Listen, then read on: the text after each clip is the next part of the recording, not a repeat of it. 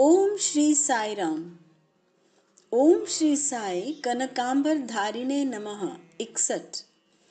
सुवर्ण नारंगी रंग का वस्त्रधारी श्री साई को हमारा सादर प्रणाम।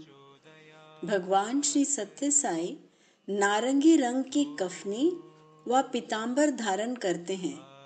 साधु सन्यासी भी नारंगी रंग का वस्त्र धारण करते हैं, परंतु इन दोनों में बहुत अंतर है।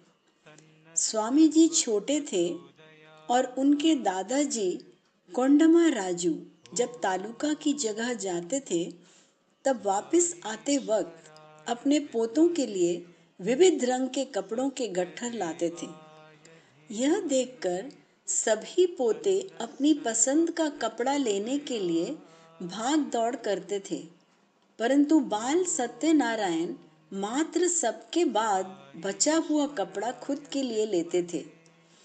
अन्य भाई बहनों का आनंद उनके लिए बड़ा आनंद था। 1940 में अवतार ग्रहण करने के बाद वे सफेद रंग की कफनी पहनते थे। ये 1946 तक जारी रहा। 1946 के नवरात्रि उत्सव के लिए जब कुप्पम परिवार पुट्टपर्ती में आए, तब श्रीमती राधम्मा स्वयं स्वामी जी के लिए सिल्वा के रंगीन रेशमी कफनियां लाई। स्वामी जी ने उनका प्रेम से स्वीकार किया और विविध रंगों की कफनियां नवरात्रि के उत्सव में पहन ली। उस समय से वे नारंगी कफनी पहनने लगे। उस समय स्वामी जी के आसपास भक्तों का आना जाना बहुत कम था। उन्हें संबोधित करके स्वामी जी कहते थे, आज तुम्हें मेरा इतना सहवास मिलता है, मेरे पास सहजता से आ सकते हो, परंतु एक दिन ऐसा आएगा कि आप मुझे बहुत दूरी से केवल कफनी के रंग से ही पहचान सकोगे। इतनी बड़ी भारी भीड़ होगी। इस प्रकार का उल्लेख उन्होंने श्री शेषमा राजू बड़े भाई को मई 1947 में लिखे हुए सुप्रसिद्ध पत्र में भी किया है। इस संबंध में पुराने समय की एक कहानी भक्तों को आज भी बोधप्रद होगी। ये हुआ कि स्वामी जी की भक्त कहलाने वाली एक महिला के मन में आया, स्वामी जी के लिए कफनी सिला के लानी चाहिए। केवल उसकी इच्छा पूरी करने के हेतु स्वामी जी ने उसे कफनी सिलाकर लाने के लिए कहा। ये सुनकर वो तुरंत कपड़ा लाकर कफनी सिलाकर लाई और स्वामी जी को अर्पण की, परंतु इतना होने तक उसकी मनोवृत्ति में बदल हो गया था। आनंद की जगह अहंकार उत्पन्न हुआ। स्वामी जी ने मेरे पास कफनी मांग ली, ये अहंकार की भावना उसे सुखावा होने लगी। इस भ्रम में उसने पुट्टपर्ती के अनेक घरों में जाकर ये बात कहना शुरू किया। ये बात सबको कहकर जब वो मंदिर में वापस आई, तब उसने एक दृश्य देखा, जो ये था।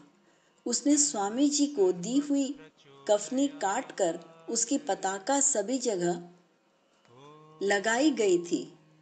जब उसने अहंकार युक्त भाषण चालू कर दिया था, तब मंदिर में स्वामी जी ने एक कैंची मंगवाकर उस कफनी की सुंदर पताका बनाकर बाहर लगाने के लिए कहा। यह देखकर उसकी आंखें खुल गईं। केवल उसकी मनोकामना पूरी करने के लिए उन्होंने कफनी मांगी थी, ये उसे मालूम हो चुका और उसे अपनी भूल ध्यान में आई। तब वो स्वामी जी के चरणों पर नतमस्तक हुई। ऐसी ही एक मजेदार कहानी ईश्वरम्मा के संबंध में। एक बार स्वामी जी मुंबई के धर्म क्षेत्र पर आए थे और वहां से पंढरपुर जाने वाले थे। तब उनके साथ ईश्वरम्मा और अन्य कुछ भक्त थे। उस समय स्वामी जी ने ईश्वरम्मा से पूछा, आप सब लोग मुंबई देखकर क्यों नहीं आते?